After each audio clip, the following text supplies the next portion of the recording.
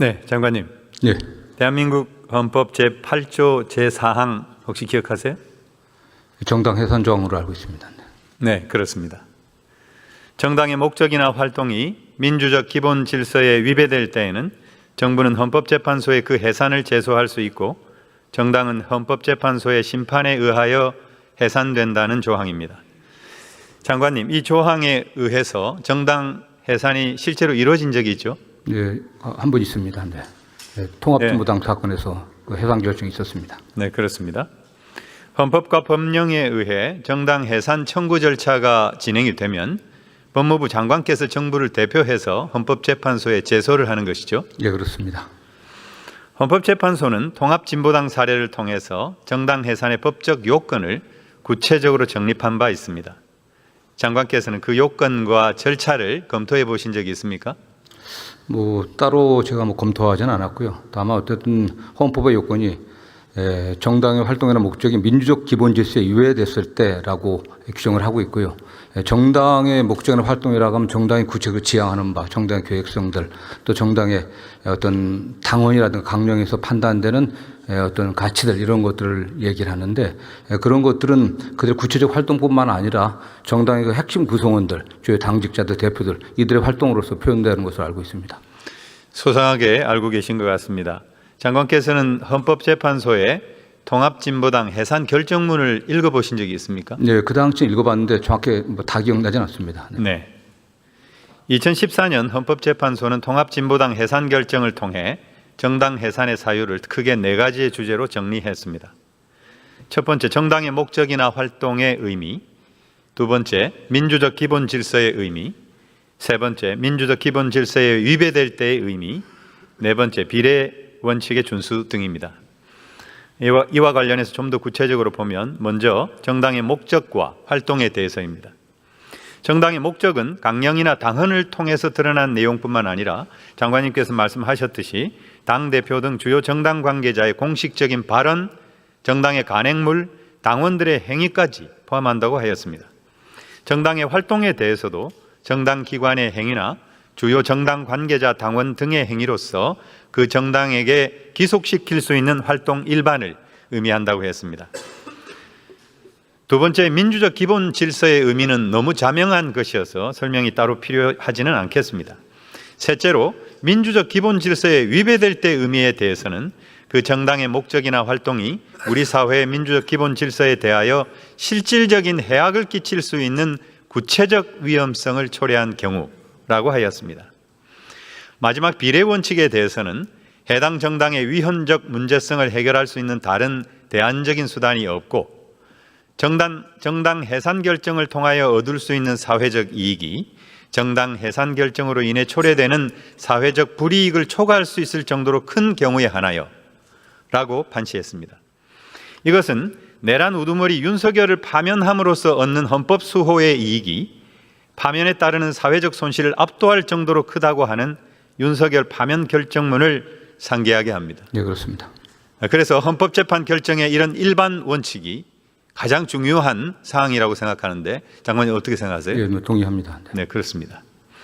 그렇다면 국민의힘을 해산함으로써 얻는 헌법 질서 보호의 이익이 국민의힘의 해산으로 인해 초래되는 사회적 손실을 초과하는지를 알아야 그래야 실제로 국민의힘을 해산할 수 있는지 우리는 알게 되는 것이죠. 최종적으로 헌법재판소에서 판결할 때는 그러한 기준에 의해서 판단할 것으로 보고 있습니다. 네.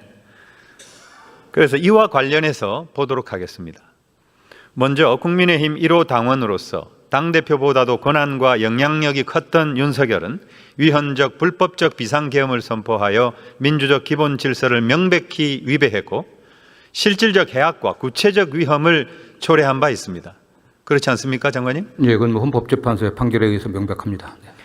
국회에서의 계엄 해제 의결에 대해서는 국민의힘 추경호 의원 등 원내대표단이 조직적으로 방해한 것으로 추정이 되고 이로 인해 국민의힘 국회의원 83%인 89명이 표결에 불참하여 사실상 계엄을 옹호, 방치하는 실질적 해악과 구체적 위험을 초래했습니다.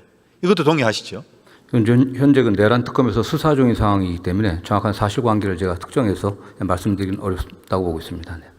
알겠습니다. 대통령 탄핵에 대해 국민의힘은 1차 표결에서는 의원총회를 통해 불참을 당론으로 의결하여 표결을 불성립시켰습니다. 2차 표결에서는 반대를 당론으로 의결해서 국민의힘 국회의원 79%인 85명이 반대 표결을 했습니다. 계엄을 실행한 대통령을 옹호, 방탄하는 민주적 기본 질서에 반하는 국민 배신 행위를 저질렀다. 저는 이렇게 판단합니다. 또한 신천지 통일교 신도들의 대규모 입당을 실행했고 이에 의해 대통령 후보와 주요 당직자들이 선출됐다는 증거들이 각종 수사와 보도를 통해서 속속 밝혀지고 있습니다. 이 내용은 장관님 아시죠? 네, 이런 내용들이 언론 보도를 통해서 저희가 듣고 있지만 내란 특검에서 지금 수사 중이기 때문에 추후에 사실관계가 좀 밝혀져야 될 것으로 보고 있습니다. 네. 헌법 제20조 제2항의 정교 분리 원칙에 정면으로 반하는 민주적 기본 질서 위배입니다. 또한 명태균 등에 의한 허위 조작 여론조사와 윤석열, 김건희의 불법적 당무 개입에 의해 당직자와 선출직 공직자 선출과 관련한 정당의 민주적 의사결정 기능이 심각하게 마비되고 훼손된 것으로 보여서 정당 해산 결정 이외에 위헌성을 해결할 수 있는 대안적 수단이 없어 보입니다. 이 문제에 대해서도 같은 답변을 하시겠죠, 장관님? 예, 제가 지금 확정적으로 답변할 수 없는 상황 같습니다. 네. 다음으로 국민의힘 주요 인사들의 내란 옹호 행위는 일일이 열거하기가 힘들 정도로 차고도 넘칩니다. 몇 가지만 살펴보겠습니다. 당 대표로 출마하거나 당선된 인사들이 극우 유튜버들 앞에서 윤석열 면회와 석방 등 윤 어게인을 약속하고 있습니다. 국민의힘 제6차 전당대회에서 선출된 김민수 최고위원은 종교계 극우 집회에 참석해 윤 어게인을 주장하고 내란 동조적 발언을 하고 있는 장면입니다. 국민의힘 송은석 원내대표는 정청래 대표의 교섭단체 대표 연설 중 계엄이 성공했을 경우 벌어졌을 살상 행위로 불기의 객이 되었을 것이라는 발언에 제발 그리 되었으면 좋았을 걸이라는 폐륜적 망언을 하였고, 김재원 최고위원은 의도적으로 망언에 망언을 더하였는데 결국 두 사람 다 내란에 동조하는 속내를 드러낸 것입니다. 이렇게 국민의힘이 정당으로서의 도덕적 파탄 상태를 넘는 민주적 기본 질서를 해하는 위헌적 활동이 계속되는 한 정당 해산 이외에 대체 가능한 수단을 찾기는 힘들 것이라고 생각이 됩니다. 장관님 어떻게 생각하세요? 네, 이 문제에 관련해서는 저 법무장관이 지금 이렇게 발언하는 좋지 않아 보입니다. 네. 장관님께서 아실지 모르겠습니다만은 혹시 김건희 씨가 국민의힘의 당원입니까? 아닙니까? 그건 제가 정확히 모르겠습니다. 네.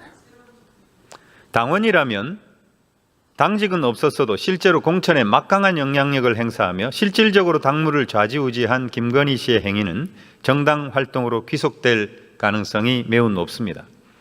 당원이 아니라면 외부 인사의 당무 개입 행위를 막아내지 못한 국민의힘의 기능 마비 상태를 입증할 뿐입니다. 어떤 경우라도 정당 해산 사유가 추가될 것입니다. 장관님, 국민의힘 정당 해산 심판은 윤석열, 내란 우두머리 윤석열의 유죄가 확정되어야만 가능합니까? 그렇지 않습니다. 종합적으로 이제 판단에 대한 문제겠지만은 어쨌든 헌법재판소에서 통합진보당 그 해산 결정을 할 때 냈던 이런 어떤 기준들, 그런 점들을 면밀히 검토해 봐야 될 것으로 좀 보고 있고요. 역시 정당의 목적이나 활동이 민족 기본 질서를 위배했는지 아닌지를 그런 요건에 맞춰 종합적으로 좀 검토해야 될 사안으로 보고 있습니다. 네, 그렇습니다. 형사재판 일정과 유무죄 여부는 정당 해산 심판 청구와는 별개의 사안입니다. 실제로 통합진보당 사례가 그렇게 추진이 됐습니다.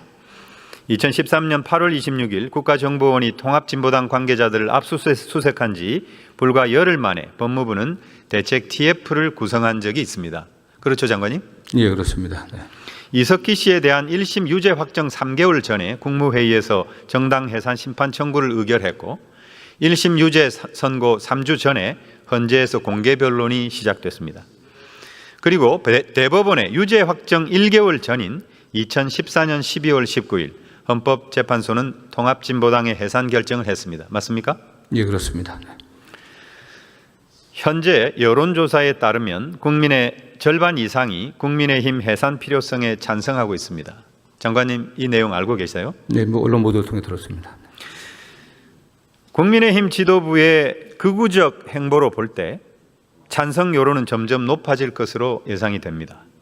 법무부는 정당 해산 심판 청구의 주무 부처로서 정부를 대표해야 하는데 장관께서는 이에 대한 대책 마련을 위해서 법무부 내에 TF를 구성할 생각은 없습니까? 네, 현 단계에서 답변 드리기는 뭐 적절치 않아 보이고요.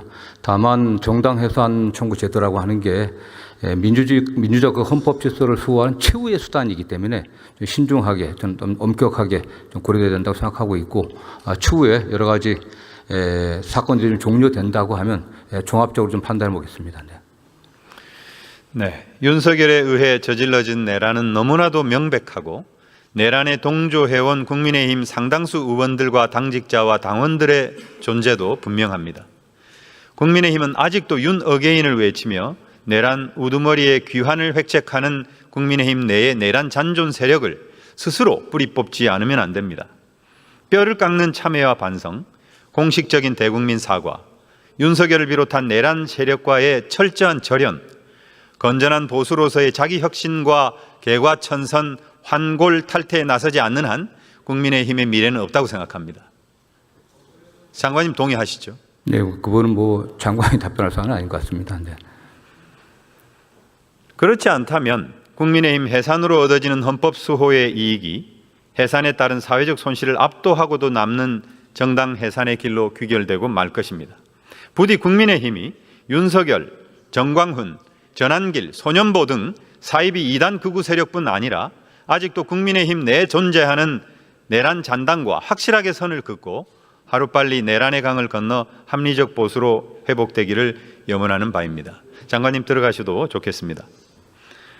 다음 행안부 장관님께 질의하겠습니다. 윤호중 장관님 앞으로 나와주시기 바랍니다.